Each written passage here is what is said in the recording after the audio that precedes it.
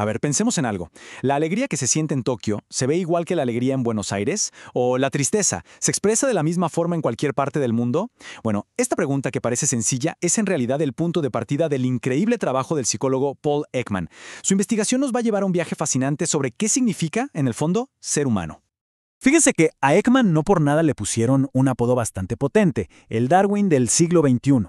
Y es que la comparación tiene todo el sentido. Así como Darwin revolucionó por completo nuestra idea de la evolución biológica, Ekman, por su parte, transformó la manera en que entendemos algo tan íntimo y fundamental como nuestras emociones, conectándolas directamente con nuestra herencia evolutiva. Bien, para entender bien su impacto vamos a recorrer este camino en 5 partes. Primero, vamos a ver de dónde salió esta idea, o sea, el origen de todo. Luego, definiremos qué son exactamente las emociones universales. Después, nos vamos de viaje a Nueva Guinea para ver su experimento clave. De ahí, vamos a diferenciar estas emociones de las que aprendemos, y al final, veremos cómo decodificar las expresiones que nos cruzamos todos los días. Ok, empecemos por el principio, porque para entender a Ekman, primero hay que retroceder en el tiempo, hasta el mismísimo Darwin. Esta idea, que parece tan moderna, en realidad tiene sus raíces plantadas en la ciencia del siglo XIX. Todo arranca con Charles Darwin. Él fue el primero en notar que ciertas emociones, como el miedo o la alegría, parecían compartirse entre diferentes especies de animales. Esto le hizo pensar que debían tener un origen evolutivo común. Bueno, décadas más tarde, Ekman toma esta posta y la lleva un paso más allá, con una pregunta genial. Si esto pasa entre especies, ¿pasará también entre todas las culturas humanas, incluso las que nunca han tenido contacto entre sí? Y esa pregunta nos lleva directo al corazón de la teoría de Ekman, el concepto de las emociones básicas. Ojo, no hablamos de cualquier sentimiento, sino de un grupo muy específico de emociones que, según él, vienen como preinstaladas en nuestro sistema operativo biológico. Aquí está la clave de todo. Una emoción básica, para Ekman, no es algo que se aprende en casa o en la escuela. Es innata, o sea, nacemos con ella. Es universal, la compartimos absolutamente todos los seres humanos. Y lo más importante, es biológica. Está, por así decirlo, escrita en nuestros genes. Después de analizar miles y miles de expresiones faciales de gente de todo el planeta, la investigación de Ekman llegó a un número muy concreto de emociones que son fundamentales para todos.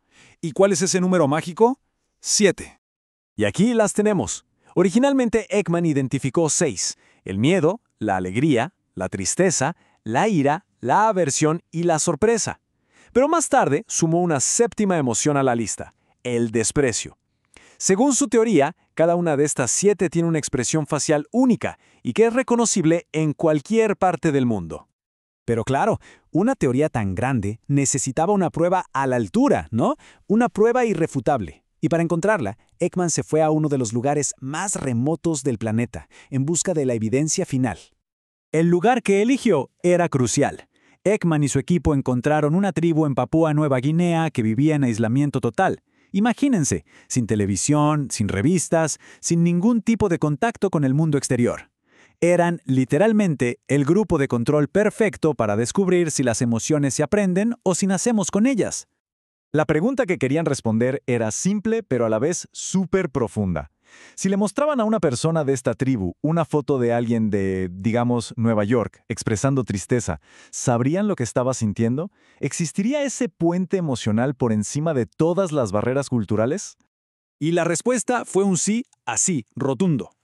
La gente de la tribu identificó sin problemas las emociones en las fotos. Y no solo eso, cuando a ellos se les pedía que expresaran alegría o ira, sus caras eran perfectamente reconocibles para los investigadores. Ahí estaba la prueba. Parecía que las emociones tenían un sello biológico universal. Ahora, es muy importante ser claros en esto. La ciencia siempre está revisándose a sí misma, y análisis que se hicieron después de este famoso estudio han sugerido que la metodología original podría haber tenido algunos sesgos.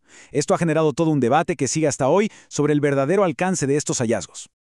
Bueno, si hay emociones básicas con las que nacemos, la pregunta es obvia. ¿Qué pasa con todas las demás? ¿Qué hay de la culpa, el orgullo, la vergüenza? Bueno, aquí es donde la cultura entra a jugar un papel fundamental. Miren, para entender la diferencia, pensemos en una computadora. Las emociones básicas serían como el hardware, el sistema operativo que ya viene de fábrica. En cambio, las emociones secundarias son como el software que vamos instalando con el tiempo, a través de lo que vivimos y aprendemos de nuestra cultura. Son aprendidas, no innatas. Hablemos de la culpa o la gratitud, por ejemplo. Lo que puede generar un orgullo inmenso en una cultura, quizás en otra no signifique nada o hasta sea mal visto. El cómo y el cuándo sentimos estas emociones secundarias no es para nada universal, depende muchísimo de nuestro entorno social. Y aquí hay otra diferencia clave. A diferencia de las básicas, que están ahí desde que nacemos, estas emociones sociales más complejas no aparecen de inmediato.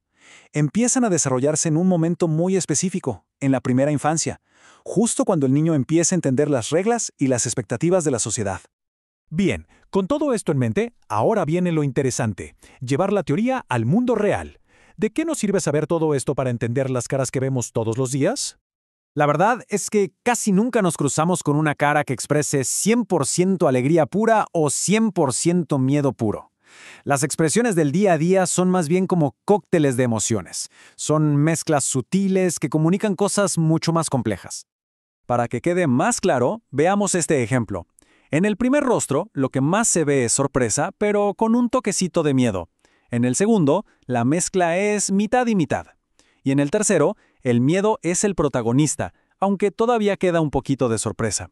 Son las mismas dos emociones básicas, pero al combinarlas en diferentes proporciones, ¡pum!, crean tres sentimientos totalmente distintos. Y claro, esta complejidad que vemos en la cara tiene su reflejo directo en el cerebro. Aunque la neurociencia ha ligado áreas específicas, como la amígdala con el miedo, la realidad es mucho más enredada. Ninguna emoción vive en un solo lugar. El cerebro funciona como una red inmensa y conectada, donde distintos circuitos se activan y se combinan para crear todo ese universo que sentimos. Esto nos deja con una idea final para llevarnos. La próxima vez que miremos la cara de alguien, el desafío no es buscar una sola emoción, sino intentar ver la mezcla. Vale la pena preguntarse, ¿qué porcentaje de alegría hay ahí? ¿Qué pizca de sorpresa o de tristeza? Entender esto no es solo fascinante, sino que cambia por completo la forma en que nos conectamos con los demás.